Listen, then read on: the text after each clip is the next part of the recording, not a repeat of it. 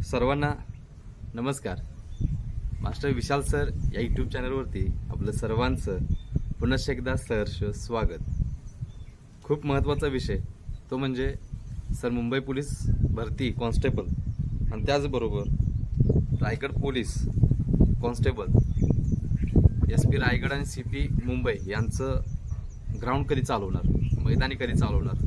भरपूर मेसेज आणि भरपूर कॉल आणि व्हॉट्सअप मेसेज पालक जे भेटलेत, विद्यार्थी जे भेटलेत ते सर्वचे सर्व सारखे विचारतात की सर जरा प्लीज सांगा तुमचे अपडेट परफेक्ट असतात वगैरे वगैरे। सो आजचा व्हिडिओ त्याच्यासाठी असणार आहे की CP मुंबई आणि SP रायगड पोलीस भरती जे काही मैदानी आहे ते कधी सुरू होणार।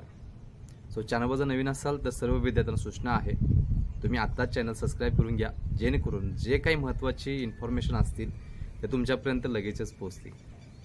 सो आत्ताचा महत्त्वाचा विषय थोडेसे भरतीचा पाठीमागच्या ज्या वॅकन्सी होत्या त्याच्यावरती थोडासा आपण दृष्टिक्षेप टाकूयात।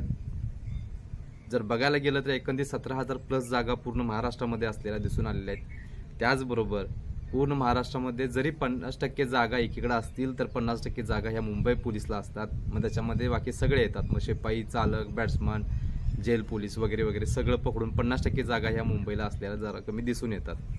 उरलेल्या 50% जागा ज्या इतर महाराष्ट्रामध्ये आहेत त्याच्यामध्ये जे जे लहान घटक आहेत ते घटक पहिला प्रामुख्याने सुरुवात करायला पोलीस महासंचालक आणि जे काही गृहमंत्री आहेत त्यांच्याकडून नोटीस दिल्यानंतर जे जे काही लहान घटक आहेत आणि जे जे काही ज्या ज्या घटकामध्ये कमी कमी अर्ज आलेले आहेत ते घटक पहिल्यांदा सुरू करण्यात आलेले आहेत याची नोंद घ्यायची आहे।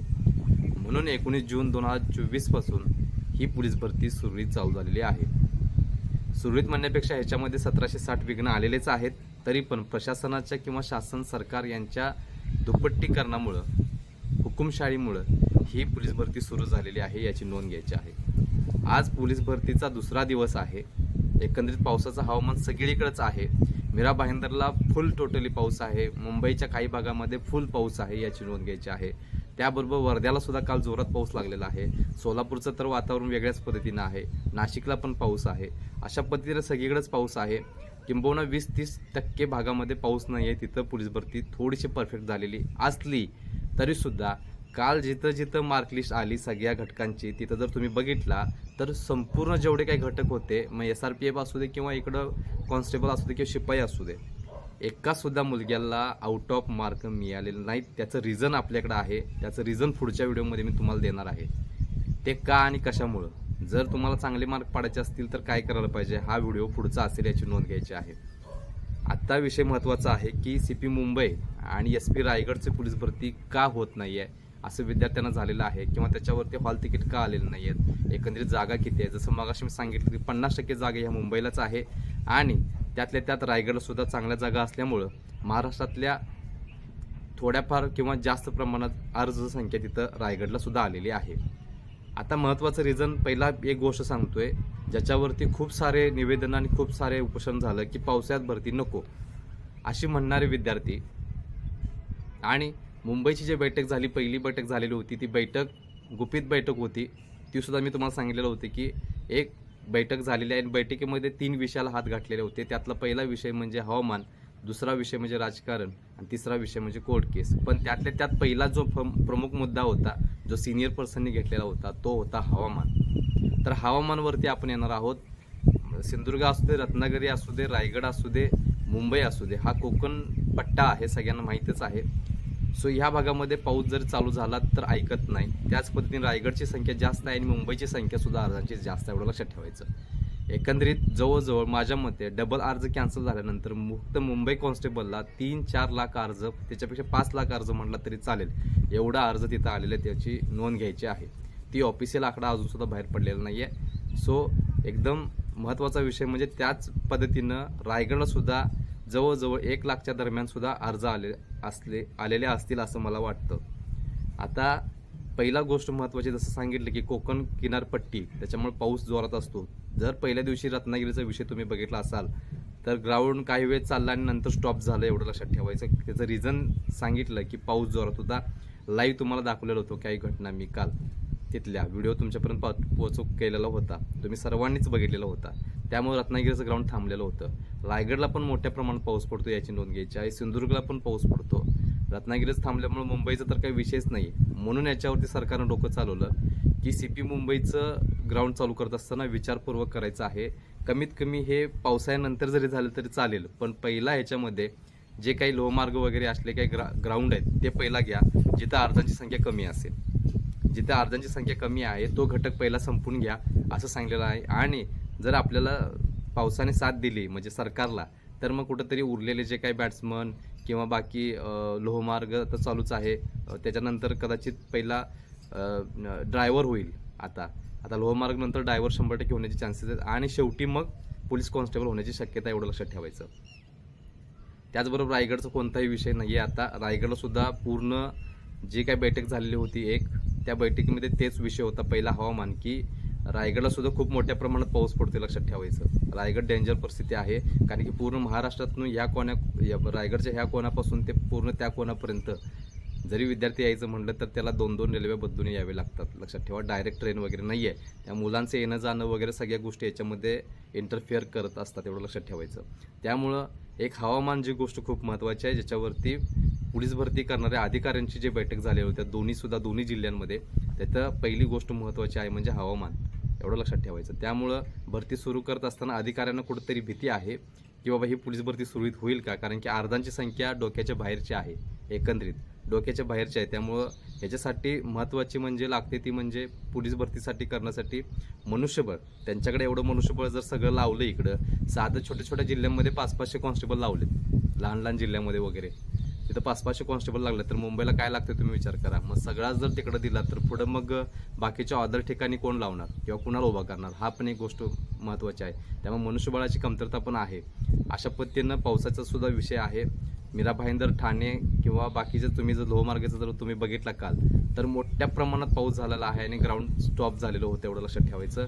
ग्राउंड सुरू व्हायला 2-2 दिवस लागतील अशी सूचना सुद्धा पोलीस अधीक्षक वगैरे जे काही सिनियर पर्सन आहेत त्यांनी ती सूचना दिलेली होती। त्यामुळं मुंबईचं आणि रायगडचं ग्राउंड हे आता पहिला जे लहान घटक आहेत, रायगडचं सुद्धा जे लहान घटक आहेत ते पहिला सुरू होतील, म्हणजे ड्रायव्हर वगैरे जे काही लहान घटक आहेत ते सुद्धा रायगडचं चालू होण्याची शक्यता आत्ता आहे। पण कॉन्स्टेबलवरती अजून सुद्धा प्रश्नचिन्ह आहे, कारण की ऑफिशियल अजून सुद्धा एकच बैठक झालेली आहे। दुसरी बैठक जर ह्या 2-3 दिवसामध्ये झाली, या 2-3 दिवसामध्ये मुंबई सीपीची किंवा इकडं SP रायगडची जर बैठक झाली, मीटिंग झाली आणि त्यामधनं काय बाहेर हे तुमच्यापर्यंत लवकर पोहोचणार याची गॅरंटी मी देतो, समजलं। मुंबई सीपीची सुद्धा बैठक जी झाली होती मी तुम्हाला लगेचच सांगितलं होती, कारण की सगळा विषय मुंबईच्या बाबतीत तरी अगदी परफेक्ट इन्फॉर्मेशन सांगणारा एकमेव चॅनल महाराष्ट्रामध्ये, एवढं लक्षात ठेवायचं। सो आताच्या सुद्धा भरतीमध्ये एकदम महत्त्वाची सूचना तुमच्यापर्यंत, जे काय अधिसूचना असतील, बाकी सगळ्या ज्या सूचना असतील, प्रेस नोट असेल किंवा बाकी सगळं तुमच्यापर्यंत लवकर पोहोच करण्याचा विषय केलेला आहे, समजलं। सो भरतीबद्दल आता दुसरी गोष्ट खूप महत्त्वाची की परवाच्या दिवशी काही मुलं सीपी ऑफिसला आलेली होती आणि तिथे त्यांनी विचारलं की माझ्या शेजारच्या मुलग्याचं सीपी कॉन्स्टेबलचं आलेलं आहे हॉल तिकीट, माझं का आलं नाही म्हणून एक गट करूनच मुलं आलेली होती ग्रुपमध्ये, एवढं लक्षात घ्या। ते फेक हॉल तिकीट असू शकतं। अजून सुद्धा सीपी मुंबई आणि SP रायगडचं कोणत्याही पद्धतीनं हॉल तिकीट यायला नाही आहे। तिथली मुलं आली, त्यांना ती ऑफिशियल वेबसाईट दाखवून दिली की बाबा तुम्ही बघा, याच्यामध्ये असेल तर बघा, नसेल तर गो, त्यांनी बघितलं, निघून गेली। त्यामुळं फेक गोष्टी ज्या आहेत त्याच्यापासून सावध राहा, एवढं लक्षात ठेवायचं। काही मुलं आलेली होती की हॉल तिकीट आले, तर हॉल तिकीट विषयी गैरसमज समाजामध्ये पसरवले जातात, मुलांमध्ये भीती गाठली जाते, त्याच्यामुळे सुद्धा मुलांमध्ये मार्क कमी पडत असलेले दिसून येतात। कारण की एकंदरीत म्हणतोय, काही जिल्ह्यांमध्ये काही घटकांमध्ये 40+ असणारी 10-12 पोरं आहेत फक्त, एकूण 40+ असणारे एक सुद्धा मुलगा आउट ऑफ नाही आहे, आणि सगळी मुलं 32, 34, 36, 32, 34, 32, 34, 36 आतमध्ये, एवढे मार्क कमी पडत आहेत। ह्याचं रिझन आम्हाला सर्वांना माहिती आहे। त्यामुळं हे जे समाजामध्ये जे काही गोष्टी चुकीच्या व्हायरल होत आहेत त्याच्याकडं दुर्लक्ष करा। अजून सुद्धा सीपी मुंबई आणि SP रायगडचं कोणत्याही पद्धतीनं हॉल तिकीट यायला नाही याची नोंद घ्यायची आहे। ही पोलीस भरती कधी होणार? माझ्या मते सीपी मुंबई ही पावसाळ्यानंतर जाऊ शकते, फक्त हा माझा अंदाज आहे। पण आता मध्ये जर एखादी बैठक झाली आणि घ्यायची म्हटलेत, सरकार आहे काही पण करू शकतं। जसं की काल मी सांगितले की पूर्ण महाराष्ट्रामध्ये भरती जर चालू झाली तर ती सगळी 17 लाख मुलं राजस्थानमध्ये घेऊन जाणार आहे सरकार, आणि तिथं ते काय करणार, त्यांचं ग्राउंड घेणार, आणि पण त्यांना निवडून आणणार, त्यांची फिजिकल पूर्ण करणार, त्यांना उंटावरनं वरत काढत इकडं महाराष्ट्रात आणणार, पण ती फिजिकल घेणार. अशा परिस्थितीमध्ये सरकार असल्याचं दिसून येतं, कारण की त्यांच्याकडे सत्ता आहे, त्यांच्याकडे पॉवर आहे, ते काय बी करू शकतात. लक्षात घ्या. पूर्ण 400 मीटरला मंडप गाठला मोठाच्या मोठा, काय करणार? पूर्ण 400 मीटरला मंडप गाठला तर काय करणार तुम्ही? लक्षात घ्या. त्यामुळे ही गोष्ट खूप महत्त्वाची आहे. हे काही पण करतील, रोडवर घेतील, एखादा मुंबईचा रोड पॅक करतील कुठेतरी जिथं मोठा रोड आहे आणि रहदारी जास्त असते, म्हणजे नुसतं फिरायला वगैरे लोक येतात, अशा भागामध्ये घेतील, काही पण करतील, काय सांगता येत नाही, ह्यांच्या नादाला लागायचं नाही आपण. आता खूप महत्त्वाचा विषय आहे. एकंदरीत मी तुम्हाला सांगितलं की CP मुंबईचे कॉन्स्टेबल पावसाळ्यानंतर होऊ शकतं हा विषय आहे. पण जर बैठक झाली तर लगेच तुमच्यापर्यंत लगेच इन्फॉर्मेशन लगेचच देणार, यात काही शंका नाही, या लक्षात घ्यायचं. त्यामुळे मी सांगितलं म्हणून पावसाळ्यानंतर होणार आहे म्हणून निवांत राहू नका, कधी पण होऊ द्या. तुम्ही 2 टाइम वर्कआउट आता पाहिजे आहे, लक्षात घ्या. प्रॉपर रेस्ट आणि प्रॉपर नियोजन असेल तर 100% 40+ मार्क घेण्याची गॅरंटी मी देतो तुम्हाला, लक्षात घ्या. त्यामुळं CP मुंबई आणि SP रायगडबद्दल अजूनसुद्धा कोणताही विषय झाले नाही, फक्त अंतर्गत ज्या बैठक झालेल्या आहेत आणि सरकारचा काय प्रयत्न आहे एक सांगतो तुम्हाला, की याच्यामध्ये जे लहान घटक आहेत तेच फक्त घ्यायला सांगितलं आहे. SP Raigad, CP Mumbai. आणि CP मुंबईला तुम्ही बघितलं असा लोहमार्गाचं तुम्ही चालू झालेलं आहे, हे लगेचच होणार आहे, लगेचच 5-6 दिवसामध्ये होऊन जाणार आहे. रायगडला सुद्धा शक्यता आहे की चालक सुरू होण्याचे चान्सेस आता होणार आहेत. हा व्हिडिओ लक्षात ठेवा, मी सांगतोय. रायगडला चालकची जी काय आहे पदभरती मैदानी, ती सुरू होण्याचे चान्सेस आता आहेत, एवढं लक्षात ठेवायचं. त्यामुळं प्रॅक्टिस करत असताना या दोन्ही गोष्टीकडे लक्ष ठेवा. जे काही अपडेट असतील त्या लवकर तुमच्यापर्यंत पोहोचणार आहे. पण रायगडचं या थोड्या दिवसामध्ये येऊ शकतंय, पण मुंबई CP आता लोहमार्ग झालं की मग त्यांचं चालकचं वगैरे होणार, एवढं लक्षात ठेवायचं. या सगळ्या इन्फॉर्मेशन ह्या ज्या ऑफिशियल इंटरनली ज्या होतात त्याच्यामधून आलेल्या आहेत, एवढं लक्षात ठेवायचं.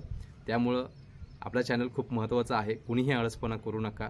जरी मी माझ्या गोष्टी तुम्हाला सांगितल्या तरी पण एक गोष्ट सांगतोय महत्त्वाची, त्या गोष्टीकडे लक्ष ठेवा. कारण सरकार आहे ते काही पण करू शकतं, लक्षात ठेवायचं. एवढ्या प्रत्येक जिल्ह्यातले क्लास 1 अधिकारी जिल्ह्याचे प्रमुख म्हणून बसलेले आहेत, त्यांची पण एखादी युनिटी असते, त्या युनिटीनं सुद्धा सरकारला ते विरोध करू शकत नाहीत. ही आपल्या महाराष्ट्राची खंत आहे, एवढं लक्षात ठेवायचं. ही आपल्या महाराष्ट्राची खंत आहे. पुण्यामध्ये सुद्धा एवढ्या मोठ्या प्रमाणात उपोषण चालू आहे. एखादा क्लास 1 अधिकारी विचारायला सुद्धा येत नाही. विचारायला जे महाराष्ट्रामध्ये जन्मलेत, ज्या महाराष्ट्रामध्ये काय म्हणतात ते झगडून जे घासून तयार झालेले आहेत, त्यांना हे झगडत असलेली घासत असलेली मुलं दिसत नसतील तर मग त्या चेअरचा उपयोग काय? विचारच नाही त्या पोरांचा काहीच. दुसरी गोष्ट, हजारो लोकांनी प्रयत्न केले पण सरकारला अजून डोळे उघडायला नाही आहेत, कारण त्यांच्या समोर ती आहे, डोळ्यासमोरची जी चेअर आहे विधानसभेची तीच आहे, एवढं लक्षात ठेवायचं. त्यामुळं SP रायगड आणि CP मुंबई याच्याबद्दल महत्त्वाची अपडेट तुम्हाला दिलेली आहे. अजूनसुद्धा दुसरी बैठक कुठलीही झालेली नाही आहे, फक्त जी पहिली झाली तीच तशीच आहे.